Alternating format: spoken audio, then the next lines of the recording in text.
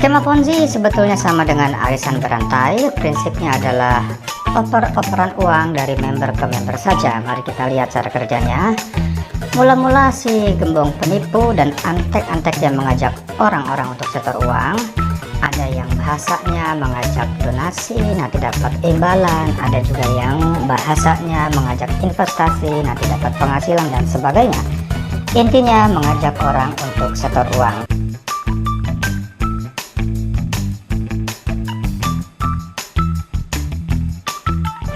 Lalu beberapa orang ikut, mereka setor uang, dan si gembong penipuan ini lalu memberikan penghasilan. Peserta pun senang, terbukti memang menghasilkan, padahal itu adalah uang mereka sendiri. Uang mereka sendiri, ya, uang mereka itu dipotong untuk si gembong penipuan, lalu dibagi ke mereka sendiri. Tentu antek-antek dari gembong penipuan itu mendapat bagian. Supaya tetap bisa memberikan penghasilan, maka mereka harus terus mengajak orang lain atau mencari investor baru.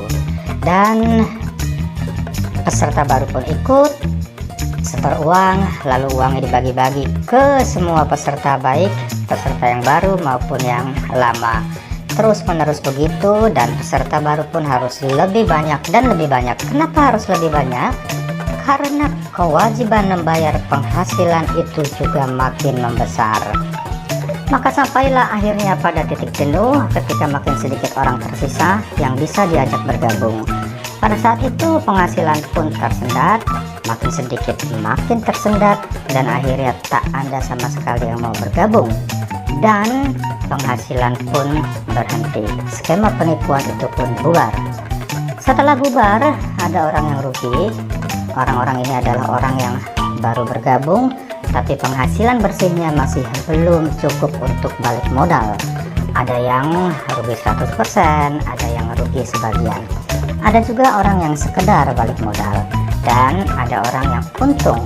Yang untung tentunya adalah si gembong penipuan, antek-anteknya, dan juga sebagian kecil dari peserta atau investor yang masuk sejak awal. Dan di semua bisnis penipuan berskema Ponzi, orang yang rugi jumlahnya akan jauh lebih banyak dari orang yang untung.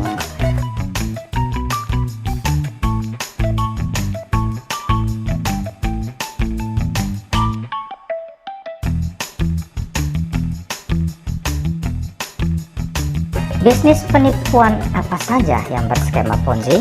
Ada banyak sekali. Di Indonesia, sekali lagi, ada banyak sekali. Ada yang berbentuk koperasi, biro umroh, komunitas saling tolong-menolong, bisnis periklanan palsu, bisnis cryptocurrency abal-abal, dan lain-lain dan lain-lain. Semuanya pada akhirnya akan merugikan banyak sekali korban.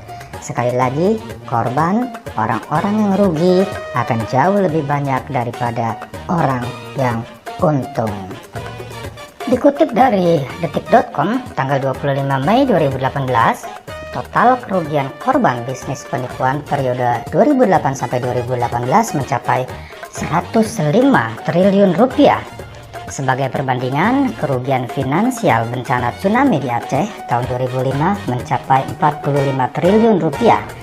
Jadi kerugian masyarakat Indonesia karena bisnis penipuan itu selama 10 tahun lebih besar dari bencana super dahsyat di Aceh. Jumlah korban bisnis penipuan bisa diperkirakan bahwa korban mencapai ratusan ribu orang. Dan ingat, bisnis penipuan itu khususnya yang banyak mengorbankan orang umumnya menggunakan skema Ponzi.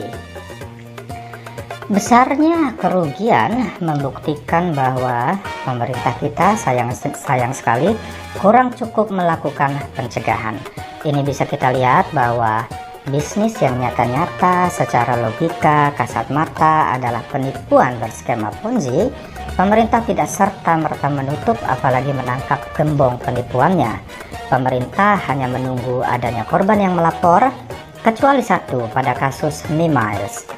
Puluhan bisnis penipuan lainnya dibiarkan tumbuh, dan kita, masyarakat awam, dibiarkan menjadi bulan-bulanan gembong penipuan. Maka penting bagi kita untuk membentengi diri dengan pengetahuan.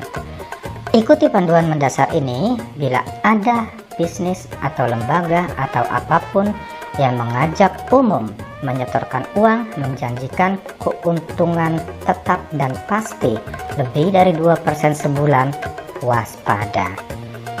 Bila ada yang menjanjikan keuntungan tetap dan pasti sampai 5% atau lebih sebulan, abaikan. Pasti itu adalah penipuan.